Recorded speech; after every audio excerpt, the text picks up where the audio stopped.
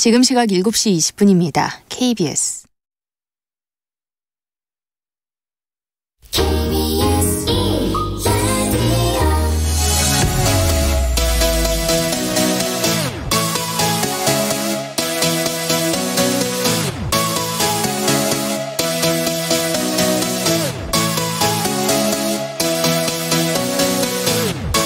KBS 열린 토론.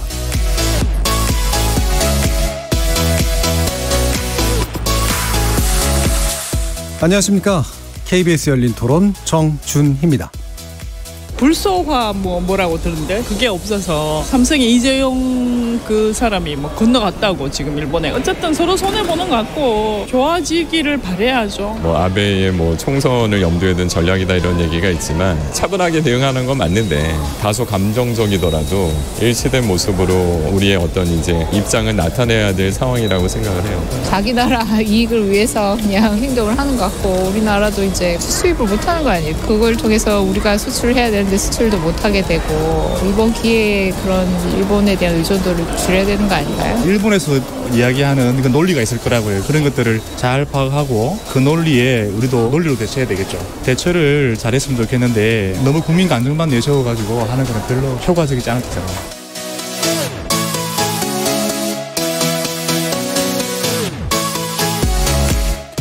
거리에서 만나본 시민들의 의견 어떻게들 들으셨나요? 오늘 토론 주제는 일본 경제보복 현실화, 한일관계 해법은입니다. 일본이 지난 4일 한국 첨단산업의 아픈 곳을 겨냥한 수출 규제 조치를 단행했습니다. 자국의 안보를 이유로 내세웠지만 강제징용 배상 판결에 대한 보복성 조치로 풀이되지 않을 수 없는데요.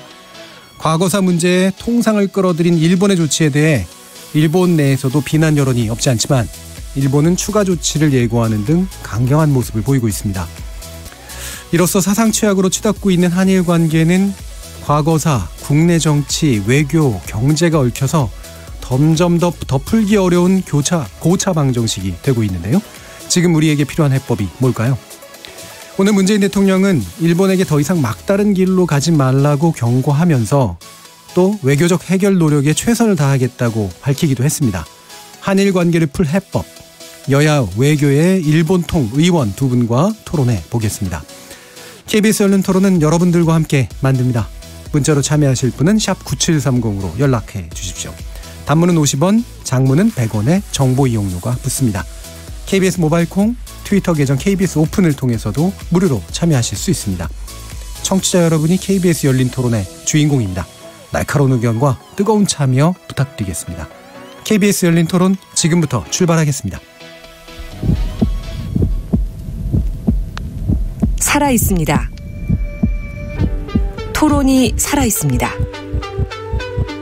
살아있는 토론, KBS 열린 토론. 토론은 라디오가 진짜입니다. 진짜 토론, KBS 열린 토론.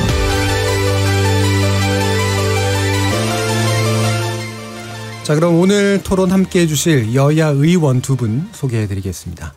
먼저 한일의원연맹 회장이시고요. 국회 내 대표적 일본 통이라고 일컬어지고 계시는 분입니다. 강창일 더불어민주당 의원 나오셨습니다. 안녕하세요. 안녕하세요. 강창일입니다. 자, 그리고 국회 외교통일위원회 야당 간사를 맡고 계시죠. 김재경 자유한국당 의원도 나오셨습니다. 반갑습니다. 자, 여야 4선 의원들 간의 1대1 토론인데요. 사안의 특성인 만큼 당리당략이나 정치적인 수사에 물들지 않은 냉철한 판단 그리고 대안 중심의 무게감 있는 토론 기대하겠습니다. 이 시간은 영상으로도 함께 하실 수 있는데요. 유튜브에 들어가셔서 KBS 1라디오를 검색하시면 지금 바로 저희들이 토론하는 모습 보실 수 있습니다. 팟캐스트로도 들으실 수 있고요. 매일 새벽 1시에 재방송도 됩니다. 자, 이렇게 함께할 방법까지 안내해드렸고요. 오늘 토론 주제 일본 경제보복 현실화, 한일관계 해법은 본격적으로 시작해보겠습니다. KBS 열린 토론. 네, 보통 저희 열린 토론이 앞에서 이제 쟁점이 되는 것들을 막 이제 많이 얘기하고 뒤에서 이제 좀 짧게 마무리 짓는 그런 방식으로 진행이 되는데요. 오늘은 좀 대안 얘기가 좀 많이 필요해서 전반부 토론은 아마 하실 말씀이 좀 많으시더라도 사실 위주로 해서 짧게 이렇게 진행을 하고 후반부에서 대안에 대해서 좀 길게 이야기를 나눠보도록 하겠습니다. 자, 먼저 일본 수출 규제 조치가 나온 지 열흘이 지났고요. 실행은 물론 지난 4일부터 됐습니다만 우리 정부 입장은 이제 국제법 위반이다라는 걸 강조하면서 세계 무역기구 제소 그리고 부품 국산화를 대안으로 지금 언급하고 있는 상태입니다. 우리 정부가 보여준 이 대응 방식에 대해서 일단 평가가 필요할 것 같은데 어떻게 보시는지 적절하다고 보시는지 의견 듣겠습니다. 먼저 강찬희 의원님께 부탁드립니다.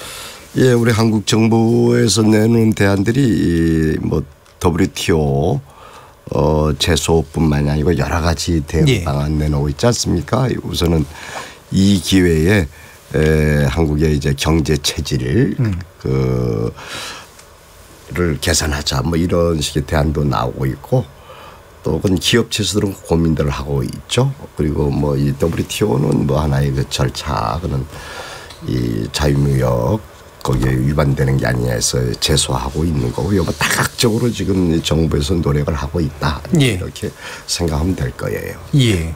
지금 뭐 이를테면 이제 한국이 이번에 사태를 기점으로 일본과의 관계에 있어서 주요한 약점으로 지칭됐던 부분들을 좀 개선하는 노력까지 포함해서 다양한 다각적인 대응이 시작되고 있는 것이다라고 보신 것 같고요. 김재경 의원님. 중장기적인 방안에 대해서는 저도 뭐 정부의 방향성이 괜찮다고 보는데 근데 이 문제는 화급하잖아요. 그런데 이 단기 처방에 있어서는 처음부터 첫 단추가 잘못 끼워졌다는 지적을 하고 싶어요. 제일 처음에 이제 일본 측에서 상당히 이제 협의를 통해서 해결하자, 그다음에 중재를 통해서 해결하자 이런 안이 나왔을 때 우리 정부의 기본 입장은 그걸 무시하고 이건 사법적 판단이다. 이렇게 이제 발을 빼면서 심지어 이제 강경화 장관은 일본이 보복하면 가만히 있지 않겠다. 이렇게 이야기를 했었고 그리고 이제 이 일이 터지고 나서도 홍남기 부총리 같은 경우도 다양한 대응 조치를 마련 중에 있다. 상응하는 조치를 하겠다. 이렇게 갔단 말이에요. 그런데 이제 오늘에 와서야 대통령이 이제 30대 기업 총수들 모아놓고 오늘 회의를 했잖아요. 거기서 이제 대통령께서 거의 원점으로 돌아가는 발언을 하셨어요. 외교적 해결을 위해서 최선을 다하고 있다. 그리고 일본 정부도 화답해 주기를 바란다. 이건 이제 기존에 저쪽에서 이제 했던 이야기하고 비슷한 이제 궤를 가는 거거든요. 그래서 이 시급한 시기에 단기 처방은 적절치 못했다. 제가 생각하는 그 방법은요. 이렇게 이제 전쟁처럼 화급한 시기에는 각자가 자기 자리에서 자기가 뭘 해야 되는지 그 역할을 하는 게 중요한 거거든요. 그럼 산업부는 물론 WTO에 제소를 하고 이런 실무적인 이제 대처를 준비하는 건 당연한 거고 그리고 이제 외교부가 뭐 싸우는 것보다는 외교부는 일단은 부드럽게 가야 되는 거죠. 그죠?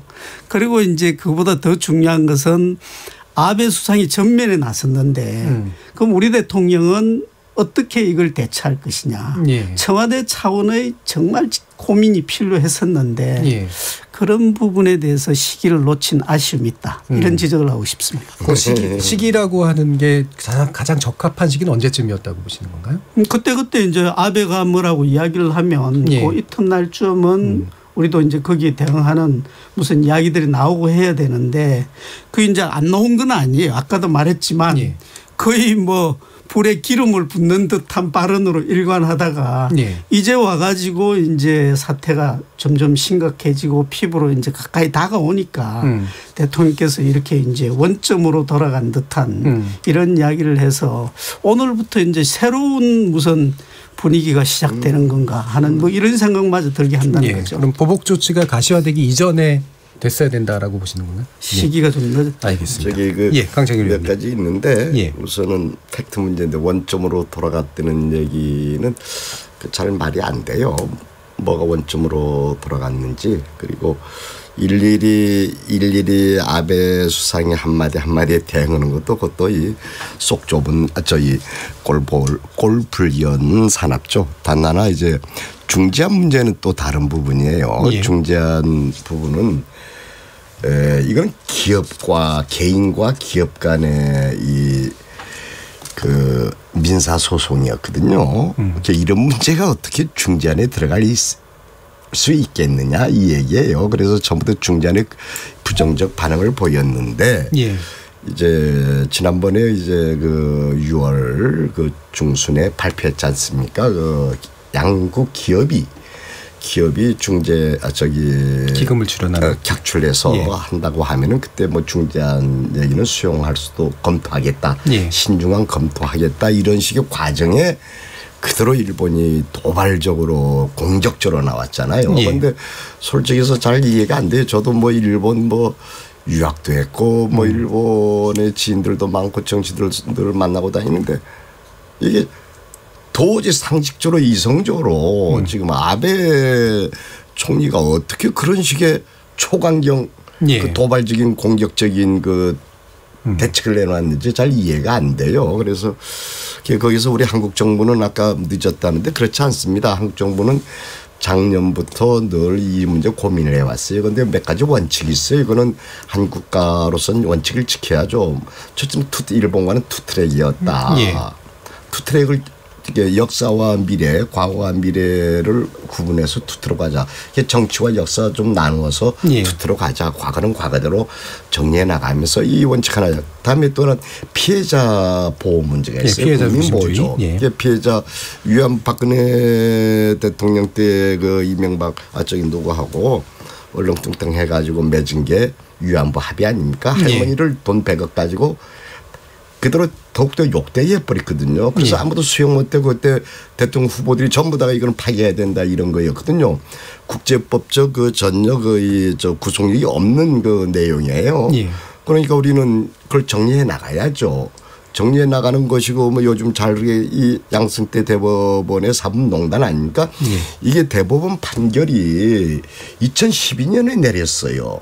지금이 아니에요. 이명박 정부 때 2010년 내려서 질질 끌다가 그냥 이 사법행정권 이용해 가지고 압력들 넣고 해서 지금까지 오다가 지금이야 드러난 거예요. 이게 1, 2년이 벌써 8년 전부터 계속 불거진 건데 우리는 이제 정상적인 나라 정상화시키는 과정에서 이런 문제 정리를 하게 되는 거죠. 이런 속에서 이제 피해자 단체도 만나야 되잖아요. 이게 만나서 여러 가지 해야 되고 이건 한국과 일본 문제만이 아니에요. 이 강제동원 배보상 문제는 피해자 대화하고 그 전에 일본이 작년부터 12월부터 계속 여러 가지 시그널은 보냈어요. 메시지는 보냈거든요.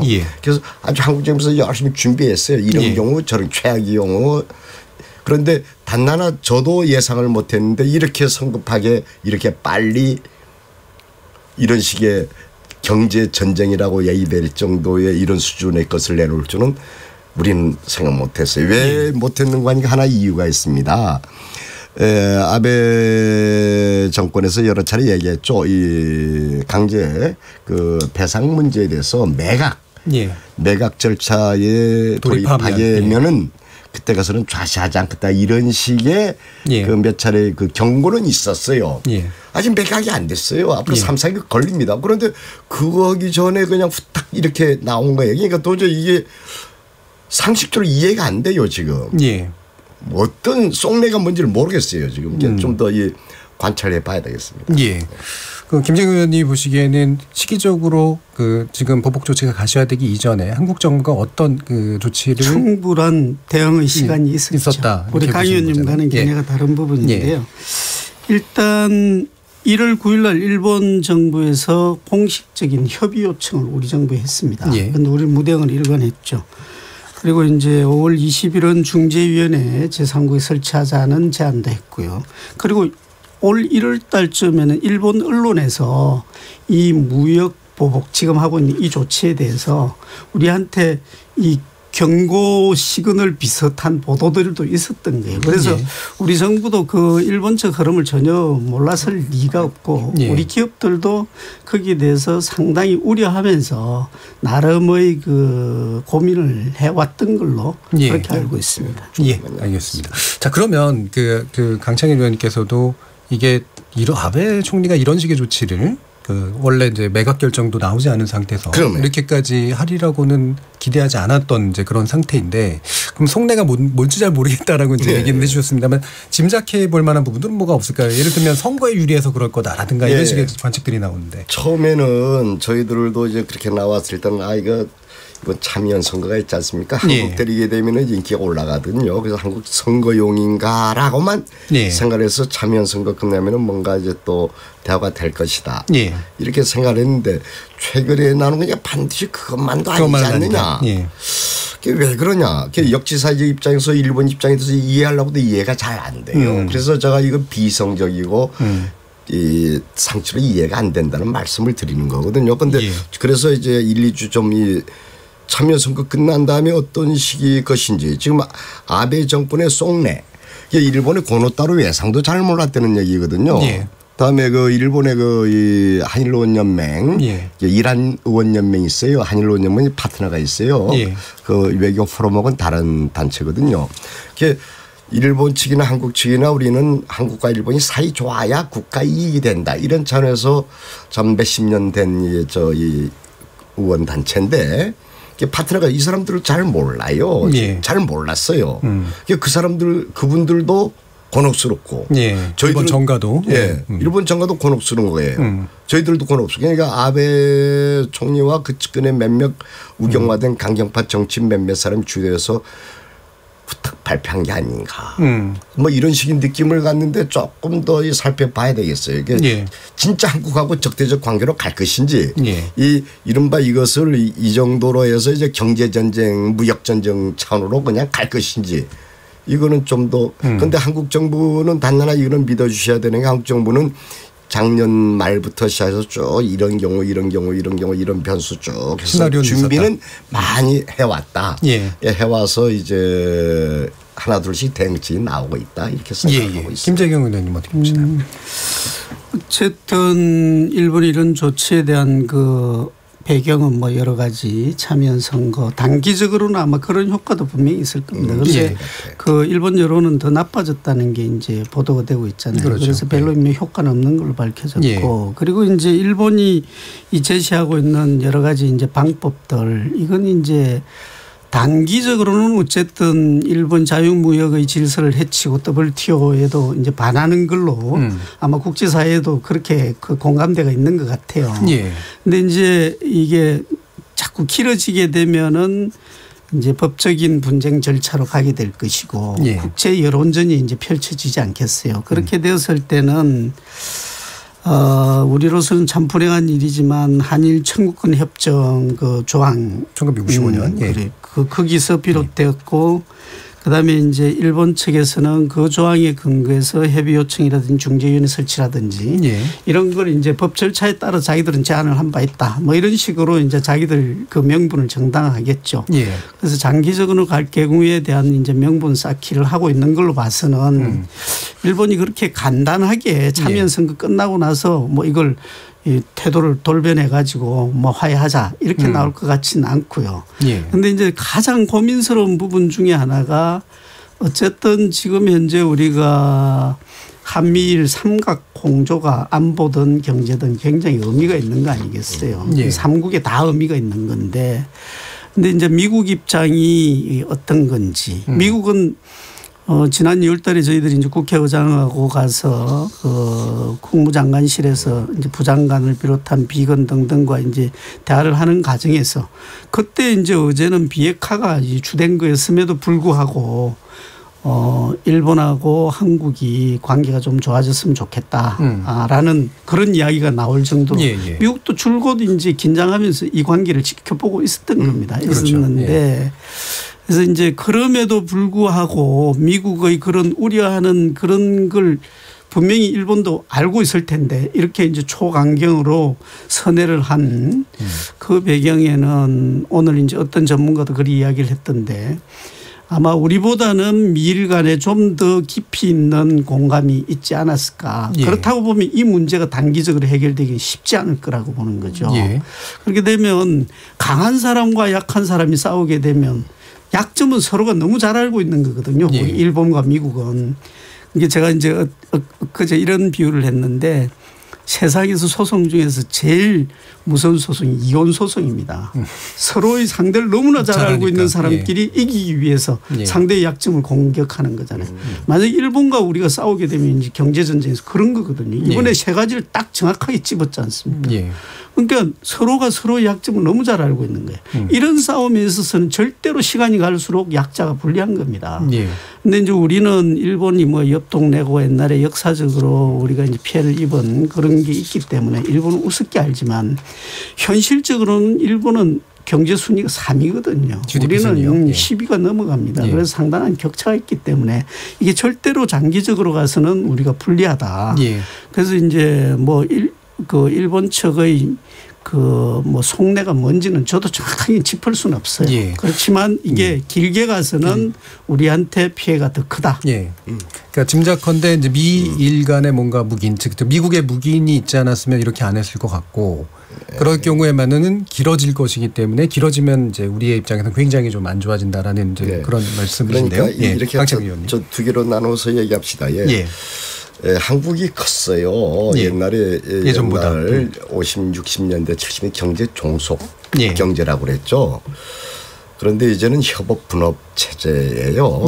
단나 일본이 경제력이 크고 우리보다 참 경제적으로 대국이기 때문에 우리가 좀 더 손해 보는데 일본 경제로서 결코 좋지 않습니다. 그래서 일본도 손해고 누가 손해를 더 보느냐 그런 게임이에요 이게.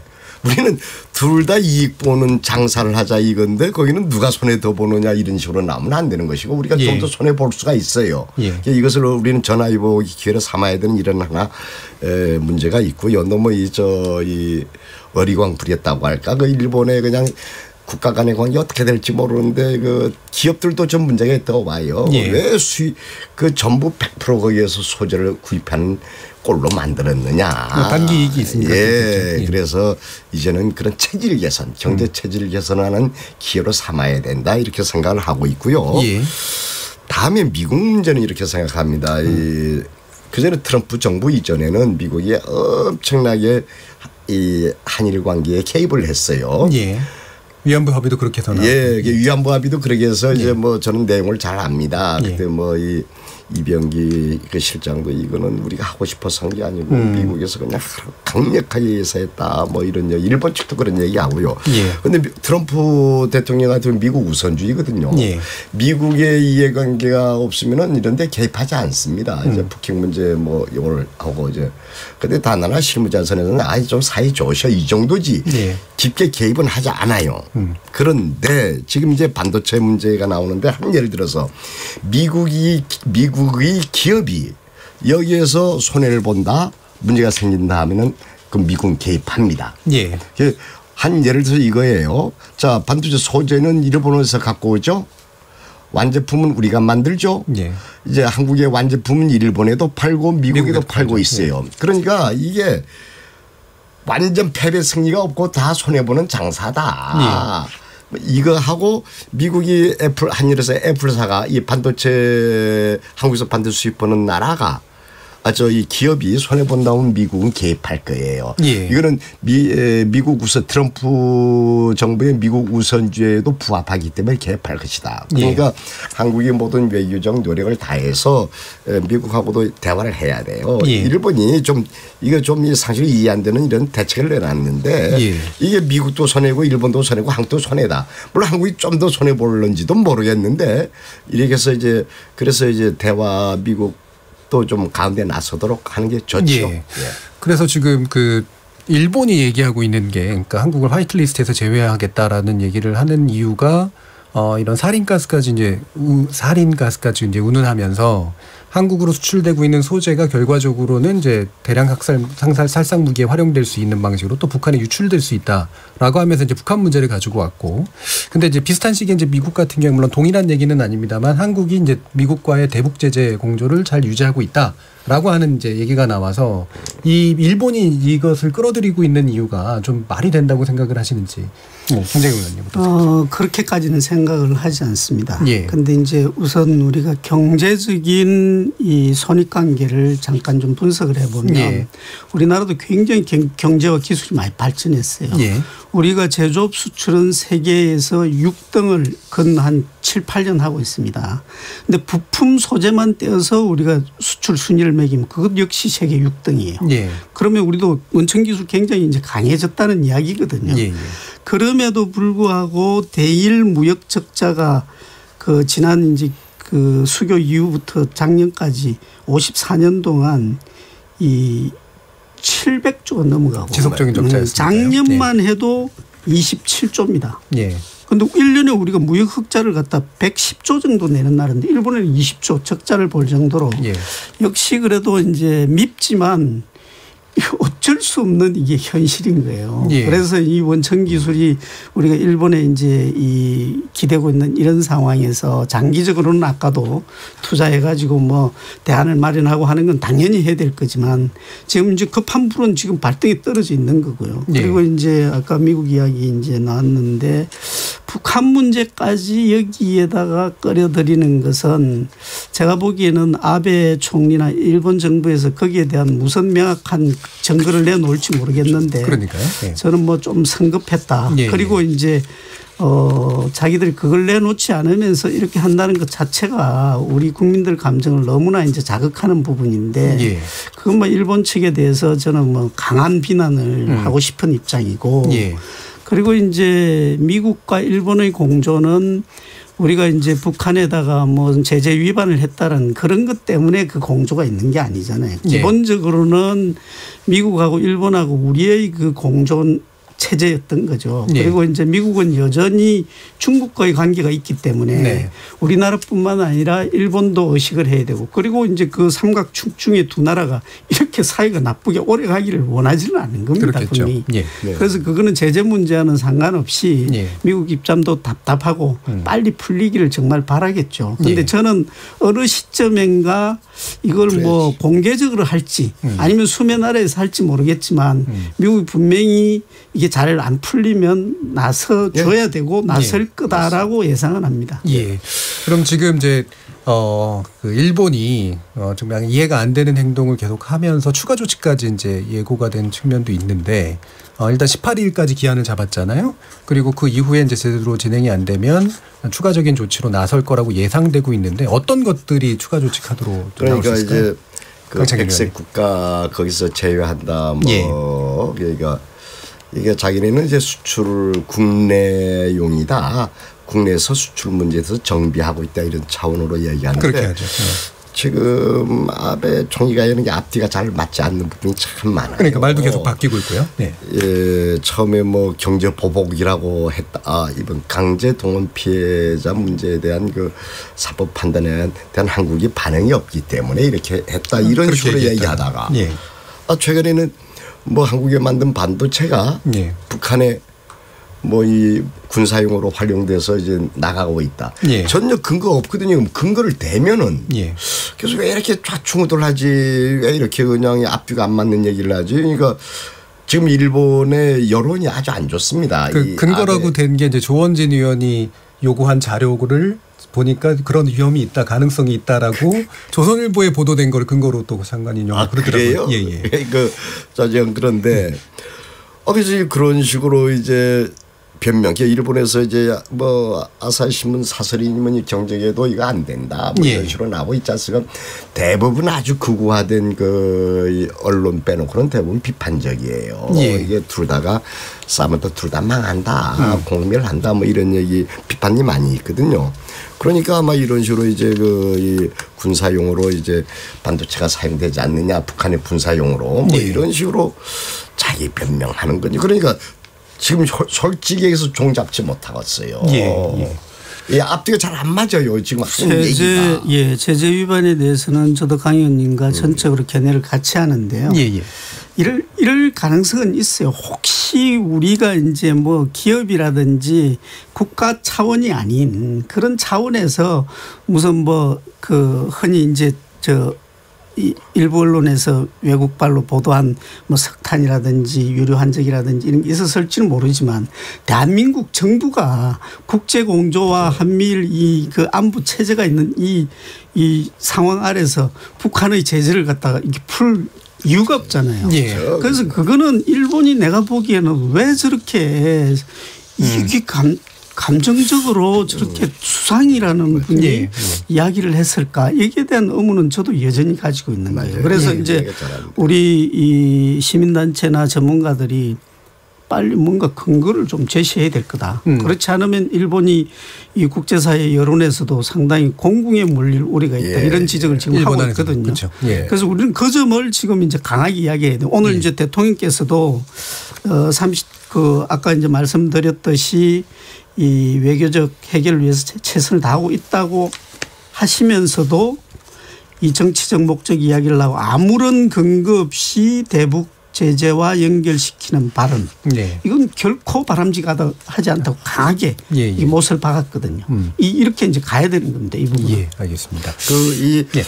대통령님께서 그 얘기하는 건 저는 아베 총리는 그냥 저 앞뒤가 잘 안 맞는 얘기를 하는데 우리 그 아까 왜 한국 대통령은 그냥 금방금방 대응하지 않느냐는데 이 대통령으로서 되게 절제된 언어를 사용하면서 발언을 되게 삼가하고 있죠.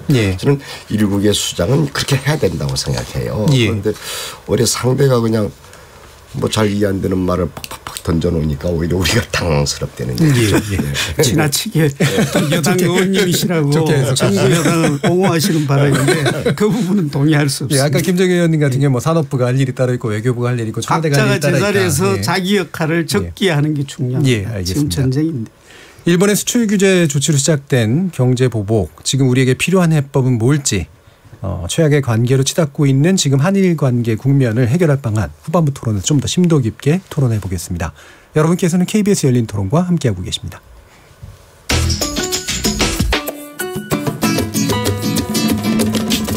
묻는다, 듣는다, 통한다. KBS 열린 토론. 듣고 계신 청취자 여러분 감사드립니다. 들으면서 답답한 부분은 없으신가요? 궁금한 점은요? 그렇다면 함께 토론에 참여하시죠. 유료 문자 샵 9730을 이용하시면 됩니다. 단문은 50원, 장문은 100원의 정보 이용료가 있습니다. 스마트폰 어플리케이션 KBS 모바일 콩을 통해서도 무료로 참여하실 수 있습니다. KBS 열린 토론은 언제나 열려 있습니다. 듣고 계신 KBS 열린 토론은 매일 밤 1시에 재방송됩니다. 자, 그러면 토론이 진행되는 동안 청취자 여러분들께서 보내주신 의견 몇 가지 듣고 가겠습니다. 정의진 문자캐스터. 네, 안녕하십니까. 문자캐스터 정의진입니다. 일본 경제보복 현실화, 한일관계 해법은에 대해 청취자 여러분이 보내주신 문자 소개해드리겠습니다. 먼저 휴대전화 뒷자리 1027님. 저는 처가가 일본입니다. 먼저 문제의 다툼에 죄송하게 생각합니다. 일본은 번복을 하는 것을 싫어합니다. 과거 한일 청구권 협정 당시 일본의 도움을 받은 기업이나 공사, 정부가 책임을 져야 합니다. 4412님. 효과적인 대응법이 별로 없다는 것이 안타깝습니다. 우리 먼저 뭉쳐야 합니다. 콩으로 진원섭님. 정부는 이참에 각 부처에서 분석하고 장기적인 플랜을 짜야 합니다. 앞으로 계속 일어날 수 있는 일입니다. 콩으로 K749로 시작하는 분. 이제까지 대기업들은 무얼 했을까요? 왜 진작 국산화를 위해 노력 안 하고 일본에 의지하다 이렇게 됐는지 답답합니다. 7606님. 내년 올림픽을 앞두고 일본이 길게 가지는 않을 것으로 봅니다. 차분한 대응이 좋습니다. 7977님. 이 정부는 외교, 정치, 경제 모두 괜찮다고만 합니다. 콩으로 양경환님. 솔직히 인정할 건 인정합시다. 1965년 한일 청구권 협정에 따라 배상은 한국이, 사죄는 계속 일본이 하면 간단한 것을 해주셨고요. 유튜브로 카이로스님. 약간의 손실을 보더라도 과거 청산을 제대로 해서 배상받을 건 받고 앞으로 질질 끌려나갈 일을 만들지 말고 당당히 주장할 건 하고 한국민으로 자랑스럽게 살아봅시다. 유튜브로 김병욱님. 어차피 미국은 관전, 우리가 해결해야 할 문제라고 보내주셨네요. KBS 열린 토론, 지금 방송을 듣고 계신 청취자 모두가 시민 논객입니다.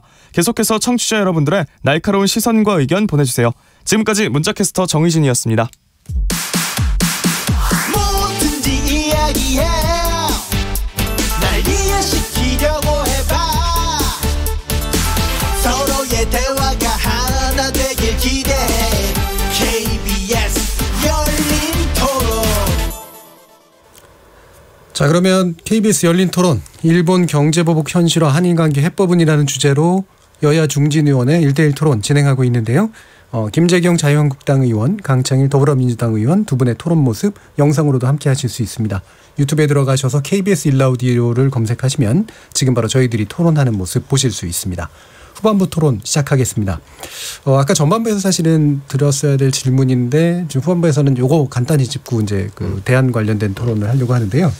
일각에서는 또 이런 식의 얘기도 합니다. 그러니까 아베 총리가 문재인 대통령에 대한 개인적 불호에다가 개인적 불호, 예, 그러니까 호감이 없다라는 거죠. 이번에 이제 G20 정상회의도 나타났듯이. 그래서 아예 이번 정부하고는 협상할 생각이 없고 정부가 교체되길 바라고 있다. 그러면서 이 정부가 교체되길 바라면서 한국 내에 분열을 꾀하고 있다. 뭐 이런 식의 이제 얘기가 나오는데 이 부분은 김재경 의원님께 여쭤봐야겠어요. 이게 더 유리한 건가요? 오늘 언론에 이제 그런 예. 억측이 있던데요. 저는 예. 전혀 가능성 없는 시나리오다. 그리고 예. 일본이 정말 그런 생각을 했다면 그건 어리석기 짝이 없기 때문에 예. 일본 정도의 국가 능력이 있는 나라라면 그런 판단을 하진 않았을 것 같고요. 예. 그래서 이건 물론 제 생각이긴 합니다만 우리가 그런 너무 감정적인 억제기에 휘둘릴 건 아닌 것 같고 예. 어쨌든 정상 간의 이제 비호감은 우리 모두가 다 느끼고 있는 거 아니겠어요. 예. 근데 이 문제를 풀기 위해서는 정말 극적인 반전이 두 분한테 필요한 겁니다. 예. 그래서 누가 좀 더 적극적인 자세와 그다음에 이제 그 국민들이 보는 시선이 있으니까 그렇다고 해가지고 그 국가나 국격을 훼손하는 그런 어떤 어프로치를 하라는 건 아니거든요. 예. 그래서 이제 그런 데 대한 정말 고민이 지금 진행되고 아마 있겠죠. 있을 예. 거고 앞으로 그런 그 고민의 과정을 거쳐서 보다 성숙되고 좀 더 뭔가 진전된 그런 제안으로 이 문제를 풀어가는 정상이 두 정상 중에서 승리자다. 예. 이렇게 생각합니다. 맞아요. 예. 그러니까 사실 정권 교체를 지향하는 자유한국당 입장에서도 일본의 이런 태도는 도움이 절대 안 된다 이렇게 보시는 거죠. 그렇죠. 예. 예. 강창일 예. 이렇게 생각해야죠. 글쎄 정치라는 게 호불호가 있을 수 있죠. 예. 정치는 사람들끼리 만나서 그런데. 양국의 총리다 대통령이다 하면은 그 이전에 국가 이익을 먼저 생각을 해야죠. 예. 아베 총리도 일본 국가, 일본 경제에 뭐가 도움이 될지를 고민해야 될 것이고 우리 대통령도 그렇게 해야죠. 국가 이익을 생각해야 되는데 개인적으로 불신, 오해가 있을 수 있어요. 예. 그런 것들은 좀 풀어나가자 이거죠. 혹이나 그 개인적인 감정적 차원에서 이런 것들이 나왔다면은 좀 이 오해를 풀고 신뢰관을 구축하는 게 좋지 않느냐. 예. 이번에 저는 G20 할 때 그걸 기대를 했어요. 예. 양국 정상이 딱 만나서 그냥 이 다음에 구체적인 것은 나중에 풀기로 하고 우리 신뢰관을 회복하자 해서 딱 정상회담하고 예. 구체적인 문제는 우리 실무자들끼리 막십시오 이렇게 하기로 원했는데 손님으로 모셔놓고 그냥 그렇게 홀대를 해버렸잖아요. 예. 약간 우리 동방예주국 동양사회에서 결례다. 저는 그렇게 생각을 했어요. 예. 그다음에 트럼프 한국 오는 바람에 이제 그런 거 지나서 그렇고요. 그래서 우리가 국가의 차원에서 얘기를 해야지 호불호 이런 차원에서 얘기하면 안 되고 혹이나 오해들이 있으면 풀어나가자 이런 차원에서 저희들 할 역할은 해야죠. 예. 그다음에 아까 그렇지 않습니다. 저는 이 일본 문제에 관한하는 여야당이 없다고 생각합니다. 예. 김재경 의원님도 계시고 여야당이 없어요. 예. 우리가 옛날 당했던 그 역사가 있기 때문에 일본 문제에 관한하는 전부 한 목소리다. 그래서 이번에 나경원 원내대표도 이 초당적 의원 외교 강화하자 이렇게 해서 빠른 시일 이제 그런 것들이 이제 가시화될 걸로 국회 정도 적극 나서고 있어가지고 예. 여야가 다 해서 이제 일본의 그 정계 요로 사람들 만나서 좀 잘 대화해보자 이런 식의 분위기에서 그 아까 분열을 꾀한다 그는 안 통합니다. 우리는 예. 역사 경험이 있기 때문에. 예, 그럴 수가 있죠. 늘 이제 침략해 들어오는 사람은 디바인드룰이라고 하죠. 이 분열을 시켜서 그 틈새로 들어오는데 한국은 그렇게 만만하지 않습니다. 뭐 여야 관계없이 그렇습니다. 되게 훈훈한 말씀이었습니다. 자, 근데 정부가 아까 잠깐 얘기가 나왔습니다만 일단은 이제 세계무역기구, 그러니까 WTO의 제소를 언급했고요. 근데 이제 문제는 WTO 제소를 하게 되면 결론 나기까지는 뭐 거의 2년에 가까운 기간이 걸릴 거로 보이는데. 그거고 상소부가 지금 거의 거리 상태로 갈 가능성이 있어서. 이런 해법들은 어떻게 보시나요, 김재경 의원님께서는? 그렇다 하더라도 실무적인 트랙은 절차를 밟아가야죠. 거의 이제 그 산업부나 이제 실무부처에서 해야 될 일이고요. 그리고 이제 또 한편으로는 이 문제는 결국은 이제 싸우든 대화로 풀든 둘 중에 하나 아니겠습니까? 그런데 이제 싸우지 않고 이기는 자가 진정한 최고의 승자인 것 분명하거든요. 그래서 저 입장에서는 이제 정부 차원의 해결책 모색도 중요하지만 오늘 이제 우리 기업들 모임에서 기업들 참 좋은 모습을 믿음직한 모습을 보여줬어요. 그러니까 이제 나라에 대해서 뭐 규제 완화라든지 투자라든지 그런 원천 기술 확보를 위해서 이제 요구할 건 요구하고 그리고 우리도 일본을 상대로 해가지고 이런 노력을 계속하겠다. 그리고 설득하겠다. 이런 이제 자기들 역할도 분명히 이야기를 해줬거든요. 중요한 저는 그 축이라고 보고요. 그리고 이제 국제적으로는 아까도 뭐 거듭 반복되는 이야기지만 미국의 역할에 대해서 우리가 그걸 어떻게 이제 활용을 해야 될 것인지 분명히 굉장한 고민을 가지고 거기서 또 하나의 답을 이제 구해 가야 되는 거고요. 뭐 이런저런 이제 각자가 세밀한 노력들을 하나하나 해 나가야 되는 거죠. WTO는 저는 실효성 여부를 떠나가지고 우리가 이제 반드시 밟아가야 되는 다른 트랙에서의 이 일이다. 이렇게 생각합니다. 뭐 기본적으로 해야 될 일인데 어느 정도 승산이 좀 있다고 보시나요, 강창일 의원님? 승산보다 하나의 절차 과정이라고 봐야 되고 뭐 일본의 중재위로 가자 뭐 이것 하나의 절차를 얘기하는 것이고 우리 WTO 단의 절차고 이것이 해결책이 안 되고요. 그 자체는 해결책이 아니다. 맡길 수도 없고 이제 그거죠. 이제 우선 쉽게 얘기하면 양국 정부 간에 지금 이렇게 다 처음에 갈등 상황 아니겠습니까? 그러니까 이제는 양국의 경제계가 좀 나서줘야 돼요. 양국 경제에 전혀 도움이 일본 경제에 도움이 안 되기 때문에 일본 계단 우리 정경련 같은 단체입니다마는 거기서 나서고 있고 한국의 뭐 이 상공회의소도 있고 경총도 있고 또 한일경제인 협회도 있어요. 거기도 나서고 다 같이들 경제 한일 다 파이프가 돼 있습니다. 일본하고. 그러니까 이 경제계가 나서서 풀려고 정부의 압박을 해야죠. 갈등을 치닫고 있기 때문에. 그리고 이제 저희들은 국회 아닙니까? 입법부 아니겠습니까? 이제 국회는 국회대로 나서서 풀어나가는 노력을 해야 돼요.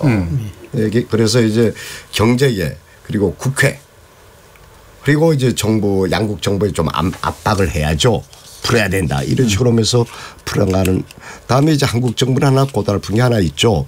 왜냐하면 기업의 피해를 최소한 줄이기 위해서 노력을 해야 되거든요. 단기간 이 단기 처방 방법인데 그래서 정부는 이제 머리가 아프죠. 그래서 뭐 다 나서 있지 않습니까? 지금 산업부가 뭐 별로 관계 없었던 이 부처인데 이제 나서서 이제 한국 기업의 피해를 최소화하려고 이제 하고 있죠. 그래서 산업부 뭐 다들 나서서 이제 이 문제 어떤 힘든 상황이기 때문에 한국 기업이 피해를 덜 입도록 하는데 최선을 다하면서 외교는 외교대로 경제계는 경제계대로 국회는 국회대로 힘을 모아 나가야 된다. 김정일 의원님 그 경제계가 이렇게 양국 경제계가 나섰을 때 어떤 방식으로 좀 이렇게 구체적인 해법들을 도모할 수 있을까요? 어쨌든 지금까지는 언론의 표현을 빌리자면 일본은 정경 분리 정책을 고수해 왔다는 게 있거든요. 그런데 이번에는 이게 섞여버렸단 말이에요. 그래서 이제 그런 관점에서 일본이 이제 우리보다는 뭐 분명히 경제는 한 발짝 앞서가는 건 맞는 거예요. 그렇다고 보면은 양국이 다 세계 경제에서 그래도 자기 역할을 하고 있는 나라인데 예. 경제인들의 그 국가 안에서의 위상도 있을 거고 또 그분들의 발언의 무게감도 있고 국민들을 설득하는 그런 능력도 있고 예. 또 기업의 그 조직력도 있잖아요. 그래서 아마 양국 기업이 나서면은 양국 정부도 그걸 가벼이 절대로 할 수가 없다. 예. 그래서 우리가 일단 오늘 대통령께서 뭐 최근 우리 대통령의 그 어떤 대처에 대해서 저는 상당히 비난하는 입장이었는데 예. 오늘 발언을 보니까 뭐 조금 저는 좀 점수를 주고 싶은 부분도 있어요. 보니까 민간 비상 대응 체제를 이제 갖춰 가지고 총력 대응하겠다. 예. 이제 이런 말씀도 하셨는데 아까 우리 강찬일 의원님 말씀하셨지만 각자가 이제 역할을 해야 되거든요. 그런데 예. 원래 이런 식으로 국민 감정에 불을 지르는 역할은 정치권이 항용 앞장서 왔다고요. 예. 거기 뭐 자기들 식구들 결집해가지고 예. 득표에 도움이 되니까. 근데 이번에는 어떻게 된 판인지 양국 정부가 냉정하게 좀 대처해야 될 그 아베 수상과 우리 측 정부가 그냥 더 감정적으로 치달아 버렸고. 예. 그리고 이제 이 국회가 이제 나서가지고 톤다운을 하면서 무슨 뭐 역할을 하겠다고 나서니 뭔가 좀 뭐 자기 역할들을 이게 좀 제대로 하자는 거기에 비춰봐 가지고는 그다음 이제 제가 야당 의원 입장에서 봐서 그런지 모르지만 우리 이제 청와대와 정부는 좀 더 냉정하게 하여튼 가야 되는데 초기 대응에서는 좀 그런 부분이 부족했다. 예. 그래서 이제 이번 달인가요? 강 의원님 우리 그 뭐 방일 의원단 꾸려가지고 이제 간다고 그러셨잖아요. 네. 아마 강 의원님은 가실 것 같은데. 아니 뭐 저가 주도해서 가야죠. 뭐 내가 가는 게 아니고 이제 일본에 창구들이 없잖아요. 예. 우리는 한일 의원연맹은 일본과 같이 하는 거거든요. 그래서 그 일본하고 좀 대화를 하랍니다. 대화를 해서 일본의 국회 쪽하고 대화해서 우리 각 당의 분들을 모시고 해서 초당적으로 일본 국회하고 좀 진지하게 또 거기 뭐 각 뭐 여야 관계 없이 거기도 초당제로 돼 있거든요. 초당제로 돼 있어서 하고 뭐 각 정당도 정당 대표들도 만나고 그래서 조금 창구 좀 풀어보려고 했어요. 지금 이 시기가 굉장히 중요합니다. 왜 그러냐면 지금 이제 그쪽의 참여 선거가 있고 그다음에 우리한테 일본이 중재위원회 설치하는데 우리 쪽에 답변을 요구한 기한이 있다고요. 그리고 이제 8월 15일 되면 어떤 형태로든 우리 정부의 이제 대일본 메시지가 나갈 거 아니에요. 그리고 이제 8월 말 되면 1년 단위로 이제 이게 갱신이 되는 서로 간의 군사정보보호협정 이 연장 시한이 또 목전에 있고 그리고 이제 8월 말이 되면 소위 아까 우리 강 의원님이 그 계속 걱정하셨던 화이트 뭐 국가인가 그 리스트에서 뺀이 많이 뭐 하는 그런 시한이 이제 연달아 있단 말입니다. 그래서 이게 이제 물이 건너가고 나면 이걸 원점 돌리기 상당히 어려워요. 그래서 지금은 어떤 식으로든 우리가 돌파구를 마련하기 위한 그야말로 뭐 총력적인 노력이 필요하고 정치권의 초당적인 협조도 중요한 때다. 이렇게 말씀드리고 싶습니다. 이렇게 각자의 주체들이 이제 그 양국에서 또 굉장히 노력해야 되는 건 분명히 맞는 것 같은데 지난번에 이제 그 여야 정치권 의원들 모셔가지고 얘기할 때 이 이슈가 나왔을 때 이런 말씀을 하시더라고요. 그러니까 기본적으로 의회가 나서는 거는 이제 원칙적으로 맞는데 사실은 풀어야 되는 건 정부가 풀어야 되기 때문에 의회의 역할이라고 하는 것은 사실은 상징적인 역할이다 이런 얘기가 있더라고요. 상징적인 게 아니고 지금 정부가 꼭꼭 막혀 있으니 지금 뭐 외교부 일본 외무성도 뭐 별로 대화가 안 되는 것 같고 꽁꽁 막혀 있으니 이제 국회라도 나서야죠. 이 정치인들이 나서야죠. 그래서 오해가 있으면 풀고 그래서 신뢰관계 회복 또 거기는 뭐 그러니까 이제 늘 뭐 대화가 상대가 있는 거 아닙니까? 그래서 저는 늘 얘기하는 게 역지사지 입장에서 생각을 하자. 이게 뭐 아베 정권 나빠만 가지고는 대화가 안 되니까 왜 아베 정권은 분석을 해봐야죠. 왜 저렇게 나오는지 하는 것도 생각해보면서 우리는 왜 이렇게 돼 왔는지 왜 이렇게까지 왔는지 이런 것을 쭉 설명해서 대화를 하게 되면은 그리고 일본의 그 이란 의원연맹은 한국도 다 건물들이지만 일본도 다 개파의 수장들이거든요. 그리고 한일 관계가 좋아지기를 원하는 분들이죠. 그리고 일본 같은 경우는 이제 이분들을 통하지 않으면 접촉할 수가 없어요. 정치 쪽으로. 나머지는 뭐 정치 의례 행사가 되고요. 그래서 진작에 대화를 해야 되는데 지금 일본이 참의원 선거가 돼서 일본 정치인들이 전부 다가 현장에 내려가 있어요. 그래서 정치 이번에 참의원 선거 끝나면은 비공식적으로 일단 조율을 해보랍니다. 한국의 여야당 대표당 끌고 좀 모시고 가겠다. 그래서 하자 이렇게 해서 그리고 이제 의회의 역할은 분명히 제한적이고 한정적일 겁니다. 아까도 말씀드렸지만 우리 이제 경제계 기업들이 일본 기업하고 같은 생각을 가지고 있고 그다음에 이제 정치권에서 아까도 말했지만 다이내믹하기로 따지면은 행정부처보다도 훨씬 그런 데가 정치권이잖아요. 정치권에서 그래도 이렇게 접점을 찾으려는 노력이 있고 이러면은 정부 차원에서도 아무래도 의식을 하지 않을 수가 없는 양국 정부가 그 부분을 이제 어떤 돌파구로 이제 삼는 협상의 창구가 될 수 있다라는 말씀인데요.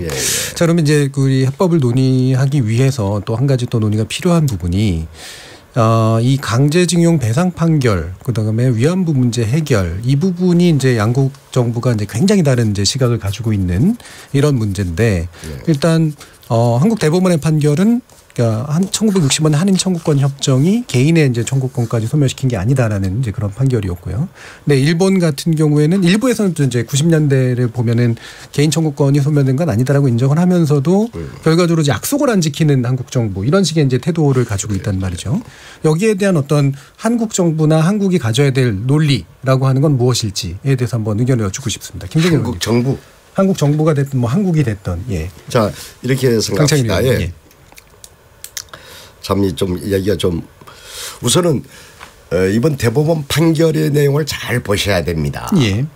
이 1965년의 청구권 협정 한일 협정이 오류투성이의 문서예요. 모호하게 처리됐다고 모호하게 처리됐어요. 그래서 식민지 지배가 불법적임을 명시를 안 했어요.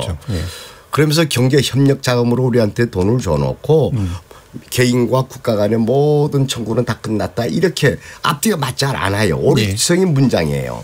여기에서 대법원은 명확하게 판단을 했죠. 이 식민지 불법 지배다. 이 전제하에 이것은 일본은 배상해야 된다. 그리고 이번에 대법원 판결은 잘 모르시는 분들이 있는 거 말씀드리겠는데 개인이 기업에 대해서 한 겁니다. 그렇죠. 민사죠. 군인 군속 사용자가 국가인 일본 정부에 한 게 아니고 개인이 기업에 가서 퇴직금도 못 받고 저축해놓은 돈이 있어요. 이 돈 달라는 거거든요. 여기에서 이번에 대법원에서 거기서 돈 줘야 된다 이렇게 한 겁니다. 이거는 그래서 중재위원회 운운하는데 이건 해당이 안 됩니다. 국제사법정부에서 해당 사안이 안 돼요. 개인과 기업 간에. 그리고 일본이 말이죠. 난 일본 저 정부 잘 안 되는 부분에서 재판에 응했거든요. 재판은 이길 수도 있고 질 수가 있어요. 재판에 의해서 김현장 변호사 사서 이제 응해놓고 졌어요. 졌더니 수용 못하겠다. 이건 앞뒤 말이 안 맞는 얘기거든요. 그래서 저는 일본 보고 우리는 더 큰 문제들이 있습니다. 군인 구속. 국가가 사용했던 군인 구속 돈을 받았지 않습니까 그때에. 14만에서 23만으로 추정되는 군인 군속들이 있는데 이분들을 우린 구제해 줘야 돼요. 이른바 제가 어디서 해가지고 이른바 강찰 해법이라고 하는데 저는 배상 일본 기업 배상하라 해야 된다. 단단한 명분이 문제가 된다면 명분은 협상 과정에서 많이 바꿀 수도 있겠죠. 명분 살려줄 수도 있어요. 그다음에 우리는 이제 그다음에 재판 전부 걸 수가 없잖아요. 사법부가 마비됩니다. 그러니까 한국에 있는 이제 옛날에 그 군인 군소로 피해자분들에 대한 구제책을 또 한국 정부는 강구해야 된다. 이게 이제 두 트럭으로 가야 된다. 이게 제가 제시한 것인데 일본 같은 경우는 이제 개인 배상도 이제 좀 못하게 하겠다. 기업 보고 개인 배상 못하겠다. 정부가 그렇게 했죠. 이거는 그래요. 명분. 일본에서는 이제 또 설득력이 있어버린 게 야 약속을 해놓고 왜 약속 안 지키느냐. 근데 일반 국민들 잘 그 내용을 모르거든요. 그러니까 뭐 언론에 나는 거는 그냥 이 피상적인 것만 나와 놓으니까 우리가 약속 안 지키는 대한민국처럼 돼버린 거예요. 실제는 그게 아니에요. 일본 정부가 일본 국민이 정확히 알아야 되는데 그런 게 좀 부족한 거예요. 김정일 의원님. 이게 이제 국민 정서와 맞닿아 있는 부분에 대해서 참으로 말씀드리기가 굉장히 좀 고민되는 부분이 있어요. 예. 그러니까 이제 일부 이제 에서는 틀을 이제 딱 잡아놓고 이 판결에 대해서 뭔가 약간 그 의문시하는 이런 발언을 하면 완전히 친일주의자 뭐 예. 뭡니까 토착 왜곡 뭐 이런 식의 비난을 풀고 예. 가기 때문에 예. 뭔가 이제 합리적인 이야기를 하기도 참으로 조심스러운데 예.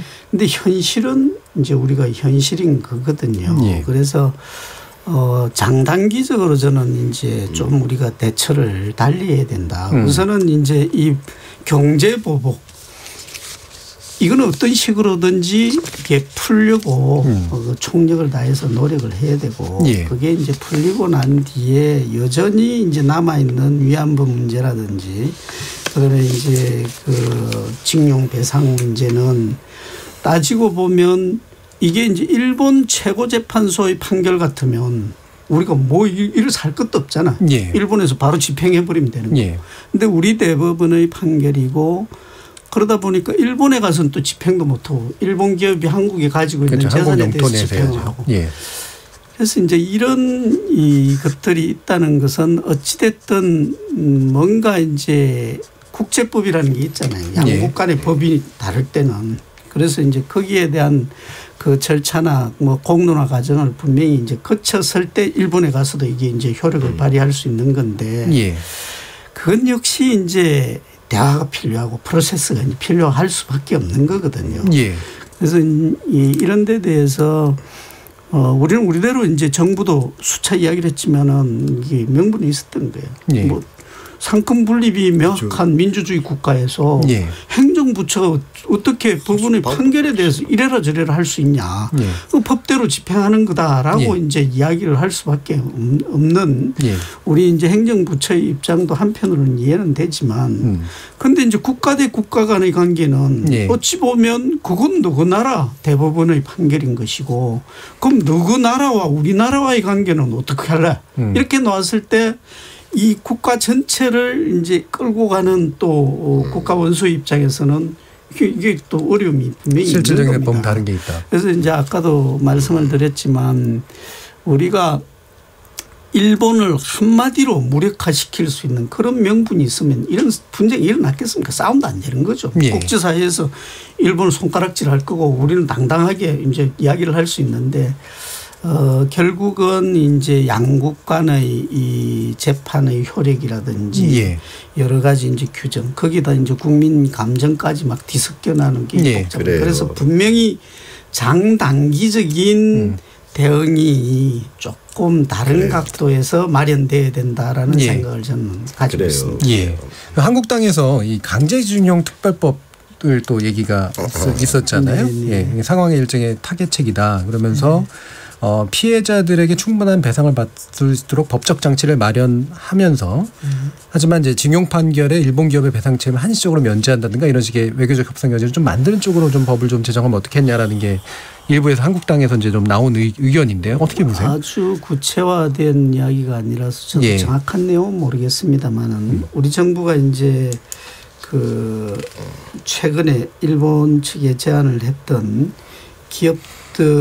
한일 기업 기금안 예. 이것도 이제 따지고 보면 이 판결의 효력은 뭐 옆으로 좀 밀쳐놔 놓고 예. 피해자들의 그 어떤 정신적 물질적 피해를 예. 보상하는 데 이제 포커스가 맞춰져 있는 거 아니겠습니까? 예. 그러니까 우리 당에서 이야기를 했던 아마 그 법도 따지고 보면 피해자들의 피해를 구제해 주는 게 그게 이제 최우선 목표이다라는 관점에서는 일리는 있죠. 예. 있는데 그럼에도 불구하고 여전히 이제 남아 있는 것은 이 대법원 판결을 그러면 우리는 어떻게 이걸 평가를 해야 될 것이냐 하는 것은 이 특별법에서도 해결이 안 되는 것이고 예. 우리 정부가 일본에 제안했던 기업 기금안 여기서도 해결이 안 되는 문제예요. 거부받았기도 했고요. 예. 예. 그러니까 뭐 덮어놓을 수는 있겠죠. 예. 양국의 그 어떤 책임. 관계를 위해서. 예. 그것까지 건드리면 너무 복잡해. 그러니까 일단 뭐 대법원 판결 부정은 안 하겠지만 예. 그거는 일단 이 옆으로 좀 우리가 그 급한 문제 해결하기 위해서 좀 이렇게 비켜놓자. 그리고 이제 피해자 구제하는 게 급선무니까 그 방법을 찾자라는 관점에서 나온 그런 이제 걸로 해석을 하시면 되겠습니다. 예. 그럼 지금 이제 그 문제를 해결하기 위해서 여러 가지 이제 창구들이 이제 필요한데 뭐 제일 좋은 거는 당연히 이제 한일 정상이 만나가지고 문제를 톱다운 방식으로 해결하는 게 물론 제일 좋습니다만 이게 가능성이 있다고 보시나요? 예, 언젠가는 만나야죠. 예. 그 김대중 오부치 작년까지만 해도 참 분위기가 좋았어요. 김대중 오부치 선언 20주년이었거든요. 예. 그래서 작년 9월까지만 하더라도 10월 초까지만 하더라도 김대중 오부치 신신선언 만들자 해서 의원연맹 차원에서도 일본 정부에도 얘기했고 우리 청와대도 전달을 해서 신신선언 준비하자 분위기가 막 물어오르다가 이렇게 돼버렸어요. 예. 언젠가는 양국 정상 간에 저는 이게 늘 얘기했던 게 탑다운 방식으로 풀자. 그전에 뭐 사전에 뭐 물밑 조율은 한 다음에 풀자 했는데 그게 이제 물 건너가 버려서 이까지 왔어요. 예. 저는 이제 법과 원칙은 법과 원칙 명분인데 이제는 정치적으로 풀어야 된다. 그렇게 생각을 합니다. 정치적으로 푸는데 예, 그런 데서 아까 뭐 의원이 강제징용 특별법을 만들자 뭐 그것도 좋은 아이디어의 하나라고 생각을 하는데 그 외에도 여러 가지 그 방법들이 있을 것이다. 예. 이렇게 생각을 하고요. 단 하나 이 양 정상이 둘이 이거 복원해야죠. 양 정상이 만나기 위해서는 사전에 여러 가지 이 준비를 많이 해야 되겠죠. 그런데 그 이전에 우선 식판 불들을 이제 꺼놔야 되지 않겠습니까? 그래서 예. 좀 한두 달 좀 열심히 좀 노력을 해봅시다. 예. 지금 이제 10일에 도쿄에서 이제 실무권 양자 협의를 갖기로는 지금 얘기가 되고 있고 신부진 대표가 이제 누가 참석할지는 아직 이제 검토 중인 상황으로 알고 있는데요. 요게 이제 그런 정상과의 만남을 어떤 이끌어내기 위한 어떤 전 단계로서 좀 의미가 있다고 보시나요? 일단 뭐 그렇게 읽습니다. 읽고 저희들 이제 당에서도 수차 그 이야기를 했거든요. 예. 이거는 굉장히 복잡하게 꼬여 있어서 양국 정상 간에 탑다운으로 풀어야 될 문제다. 예. 이렇게 이제 이야기는 우리 누차 해왔고, 근데 이제 뭐 지나간 이야기이긴 하지만 우리가 이 문제에 대해서 굉장히 소홀했다는 건 곳곳에서 나타나고 있는 거예요. 그러니까 예. 이 이제 그 외국 우리 한국 대사관의 업무의 두 축은 정무와 경제입니다. 그런데 정무공사는 있는데 경제공사가 이게 공석이 뭐 작년부터 꽤 오래 자리가 비어 있었어요. 정무공사 대사관 예. 경제공사 자리가. 그래서 이 채널 자체도 이제 가동을 제대로 못했다라는 이런 아쉬운 점이 있고, 그리고 이제 아까도 말씀을 드렸지만 대통령 오늘 우리 대통령께서 하신 말씀에 보면은 약간의 이 대일 관계에 대한 완화된 표현이 좀 있습니다. 예. 있으니까 이게 또 하나의 그 시그널이 될 수 있고 10일 그 회담에도 좋은 그런 영향을 줄 수도 있다고 보고 그건 그거지만 한일 간이 거리상으로도 가깝지만 실제로 한 라인들이 여러 군데에 이제 있는 거거든요. 예. 그 중에 한 분이 이제 오늘 우리 강창일 의원님이신데 예. 누군 또 이런 이야기도 했어요. 총리가 많으냐. 총리가 또 주변에서 이야기하는 대일 관계에 있어서는 일본도 많이 알려진 분이에요. 이낙연 총리. 그런데 이낙연의 그 모습이나 존재가 이 장면에서 왜 없느냐라는 예. 이야기들도 하고 있는 있죠. 겁니다. 등등등. 그리고 이제 뭐 2년 전인가요? 우리 강 의원님하고 우리가 일본을 갔을 때 그때 이제 수상간제에 우리 의원들 전체 그래요. 가가지고 예. 아베 총리가 와가지고 뭐 맞아요. 거기서 뭐 우리들하고 아주 분위기가 좋았거든요. 예. 이게 뭐 하루아침에 이게 이제 뭐 이상하게 꼬이면서 이렇게 어렵게 된 거지. 최근에 와가지고 항용 사이가 뭐 그렇게 안 좋아가지고 그 끝에 예. 일이 터진 거다. 이런 게 아니면 예. 있는 거거든요. 예. 그래서 그도 뭐 아까도 반복해서 말씀을 드렸지만 가동 가능한 한 라인을 최대한 가동해서 예. 그래서 이제 그런 분위기 속에서 양국 정상이 만나면은 뭐 할 말도 있잖아요. 뭐, 네. 그죠. 그 동네 친구들끼리 싸워가지고 할 이야기라면 뭐 이렇게 밥 먹으면서 야, 나 기분 나빠. 니 진짜 얼굴도 안 보고 싶었는데 친구 저의 뭐 그다음 주변에 뭐 누가 자꾸 만나려 해가지고 왔는데 뭐 이제 이러다 보면 이게 이제 풀리는 거거든요. 예. 그래서 주변의 그 양정상의 그 가슴을 이게 좀 데워줄 예. 이런 여러 가지 한 라인이 최대한 이제 가동돼야 됩니다. 저는 그 장창규 의원님 이렇게 생각해 보면 잘 이해가 안 아베 총리에 대해서 이해가 잘 안 되는 부분이 그 한국 오해들이 있는 것 같아요. 오해가 한국에서는 참 예의를 전 다 했다고 생각합니다. 비건이 왔을 때 금년도 봄에도 비건이 한국 갈 때 일본에 연락해서 와도록 하고 다음에 뭐 남북 문제 할 때 비핵화 문제 논의할 때 서훈 그 국정원장도 일본에 보내서 보고도 하고 정의용 실장도 다 보고하고 북핵 문제 그리고 일본하고 북한하고 국교 정상화 문제에서도 대통령께서 직접 이 김정은 그쪽에 얘기도 하고 예. 여러 가지 했는데 왜 이럴까 하는 보고 아베 총리로서는 오히려 무시당하고 있다고 생각하는 건지 이런 굉장히 감정이니까 그래서 만나서 아까 우리 김정영 의원님 말씀을 만나서 풀면은 풀릴 것이다 이렇게 생각을 하고 있어요. 이게 저는 성심성의 다 했다고 생각하거든요. 아베 총리로서는 다 안 했다고 생각하는 건지 무시당했다고 오히려 무시당했다고 생각하는 것 같은. 그러지는 않았겠지만 최근에 우리 이제 한미일 이 동북아 여러 국제 정세의 흐름 속에서 일본이 사실 조금 좀 이게 관심의 이게 옆으로 비껴나 있었던 건 또 부정할 수 없으니까 아베로서는 이제 이 방관전 관전자 입장에서 뭐 그렇게 썩 기분이 좋았을 수는 없을 거예요. 우리 나름대로 이제 그 일본에 대해서 정보도 주고 뭐 이렇게 협의도 할 건 한다고 했겠지만 그런 부분은 분명히 있을 수 있다고 저는 생각을 합니다. 근데 이제 뭐 알려진 것처럼 가장 직접적으로 촉발된 것은 이징용 배상에 대한 이제 그 확정된 판결 이제 집행이죠. 그건 뭐 아베 총리도 이야기를 했잖아요. 거기에 대한 이 반사적인 이게 이제 조치다라고 이야기를 했으니까 그건 뭐 우리가 부정할 수가 없는 겁니다. 그래서 어쨌든 저는 이제 가장 쉬운 해결책 중에 하나는 이 연결고리만 끊어버리면 될 것 같아요. 그래요. 이 판결은 판결대로, 경제는 경제대로 이렇게 풀자고 곧 딱 자르면 되는데 해결하자 일본이 그게 이제 그것 때문에 시작된 건데 그걸 끊어가지고 그럼 요거 먼저 해결하고 그 판결은 뭐 뒤에 천천히 우리 대화로 풀어볼까 이렇게 넉넉하게 가지는 않을 것 같다라는 게 이제 걱정이죠. 알겠습니다. 이제 마무리 시간이 다 됐는데요. 자, 95세의 강제징용 피해자 할아버지가 나 때문에 일이 크게 번지는 것 같아서 부담이 된다라는 말씀을 하신 제가 보도도 보고 약간 마음이 상당히 아팠습니다. 그래서 피해자들 스스로도 이제 맘 졸이고 지켜보고 있는 이제 그런 상황인데요. 최선의 해법 위해서 어떤 제안들을 하시고 싶으신지 짧게 1분 이내로 한번 들어보겠습니다. 먼저 강창일 의원님. 일단은 한국 정부도 1965년에 청구권 자금 무상 3억 불 받았지 않습니까? 이거는 피해자한테 돌려줘야 되는데 다 돌려주지 않았어요. 거의 돌려주지 않았어요.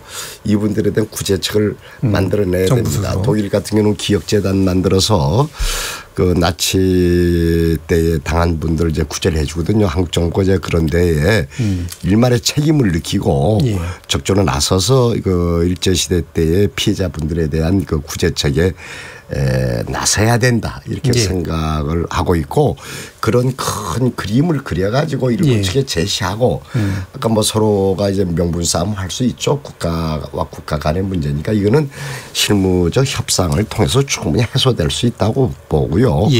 또 서로가 감정적 대응은 하지 말았으면 좋겠고 그건 아베 수상한테도 얘기를 했으면 하고 싶은 부분이고 뭐 기분 나쁜 오해가 있으면 풀자. 그래서 저희들 이제 뭐 정치 김정영 의원님도 계시고 해서 우리 정치권에서 또 뒤에서 할 수 있는 역할을 했으면 최선을 다해 나가겠습니다. 시간이 거의 없는데 김정영 의원님 아주 짧게 몇십 초만 얘기 말씀하셔야 될 것 같아요. 각자 할 일을 우리가 찾아서 충실히 하는 게 중요하다. 경제계, 정치계, 그다음에 행정부처 이제 기본으로 돌아가가지고 각자 할 일 찾아서 하면서 진전된 상황을 만들어낸다. 이게 꼭 좀 필요할 것 같습니다. 알겠습니다. 예, KBS 열린 토론 오늘은 일본 경제보복 현실화 한일관계 해법은이라는 주제로 두 의원님과 함께했습니다. 강창인 의원님, 그다음에 김재경 자유한국당 의원님 모두 수고하셨고요. 감사드립니다. 청취자들의 적극적인 참여로 만드는 KBS 열린 토론을 통해 오늘처럼 우리 사회의 합의의 길을 만들어 가도록 하겠습니다. 저는 내일 저녁 7시 20분에 다시 찾아뵙겠습니다. 지금까지 KBS 열린 토론 정준이었습니다.